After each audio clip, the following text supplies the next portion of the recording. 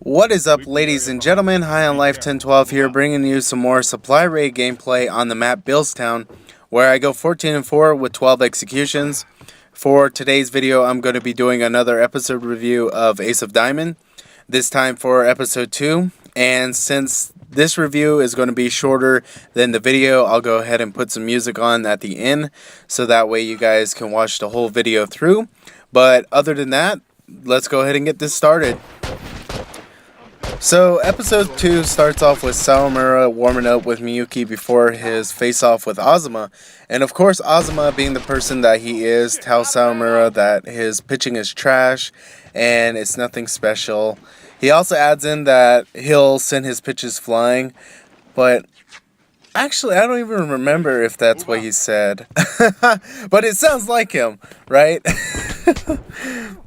Anyway, Sawamura was pretty stiff before the first pitch, and Miyuki notices this, so he ends up placing his glove in a location where if the ball was thrown there, it would have been a no-doubter for Ozma.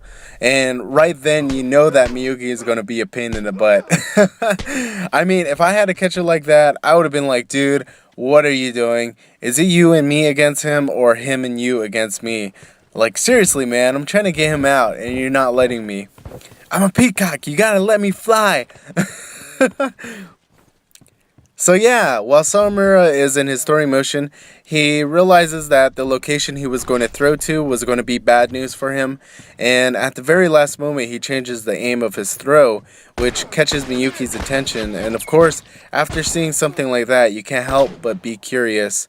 So Miyuki goes up to Sawamura and asks him why he threw the ball the way he did, and again, he felt that it would have been a hit if he had thrown the ball there. Then you see Miyuki's personality really take shape because he explains to Sawamura why he set up where he did, and it was basically to have Sawamura get obliterated by Ozma. Again, if I were in that situation, I would have been like, dude, that's it, I'm done, and then just like throw my glove on the ground and walk off the field. No, I'm just kidding.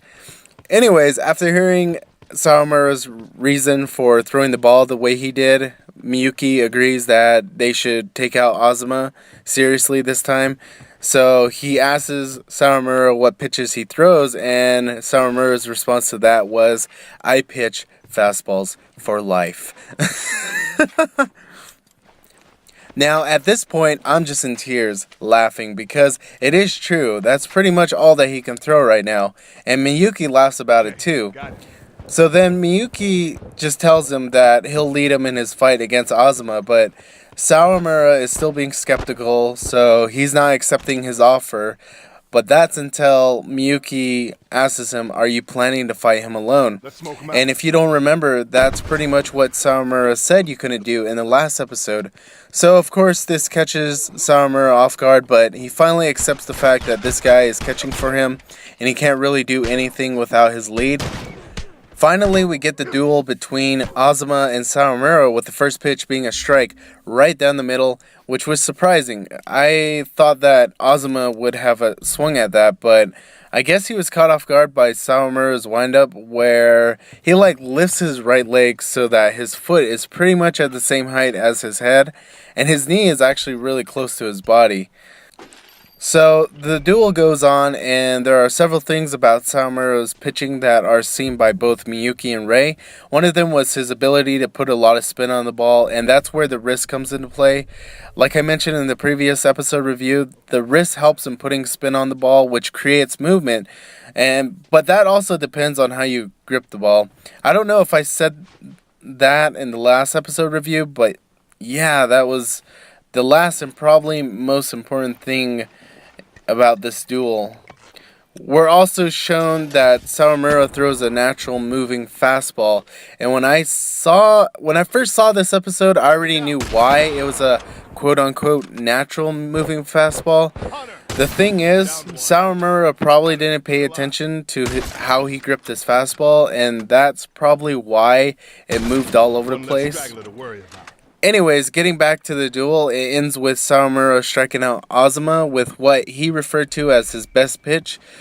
So yeah, that made me pretty happy because he struck out the guy that was all high and mighty about himself, especially after being drafted.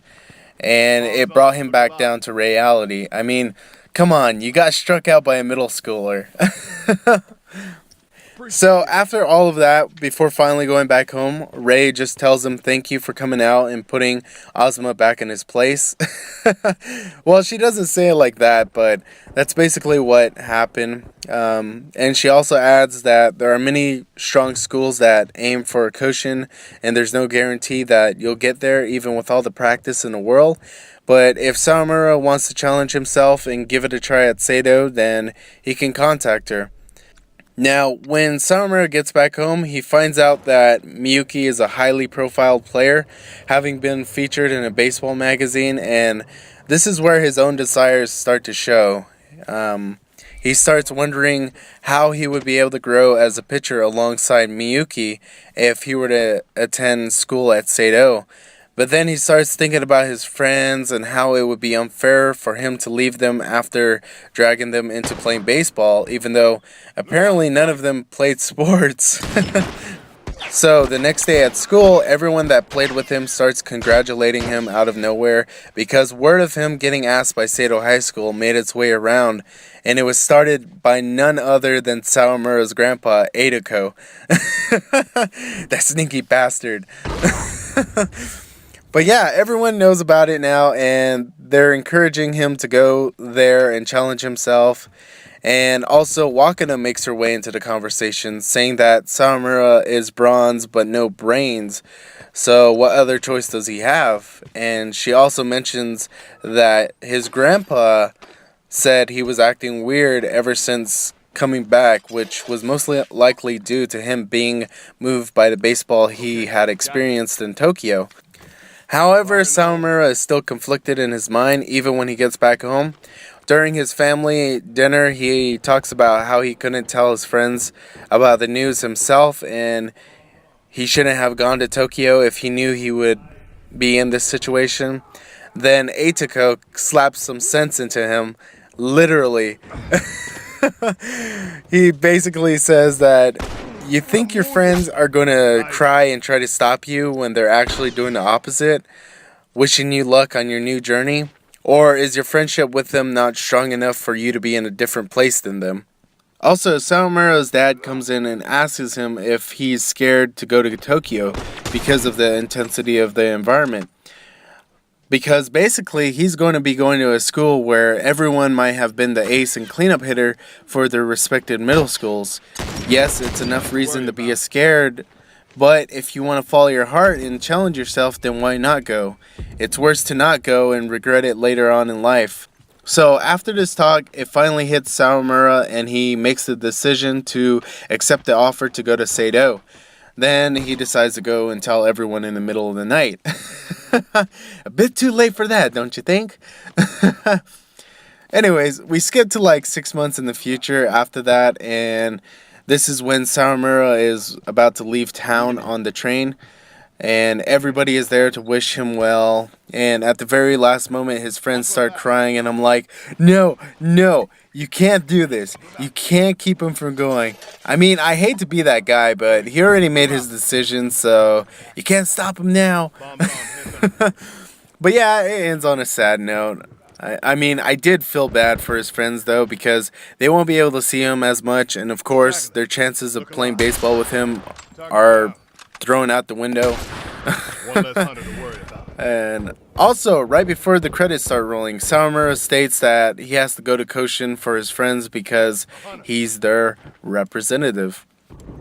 Now, I know I did another recap and it was freaking long.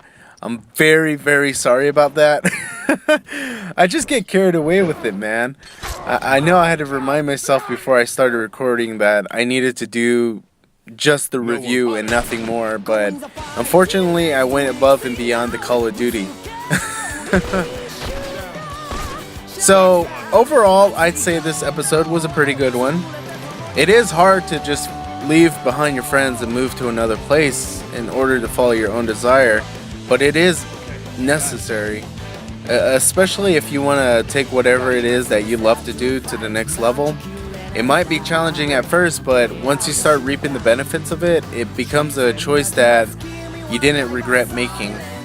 Anyways, The next episode is going to be about Sawamura finally joining the Sato High School baseball team, so I'm looking forward to talking about that. And as always, I hope you guys enjoyed today's video. If you haven't already, be sure to check out the last episode review. The link will be given in the description below and in the annotation at the end of the video. Other than that, this is High on Life 1012, and I'm out. Peace.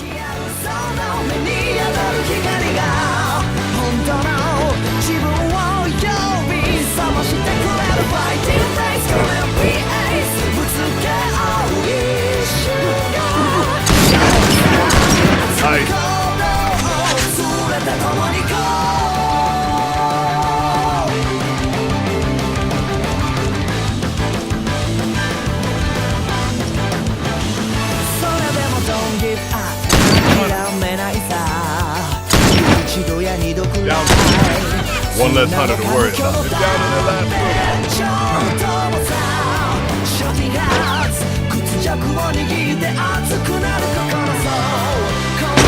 Come here!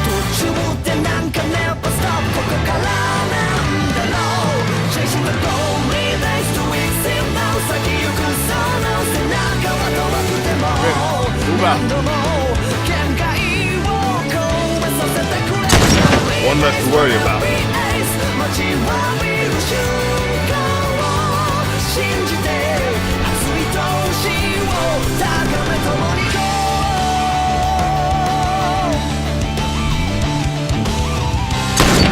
They can't hold on much longer.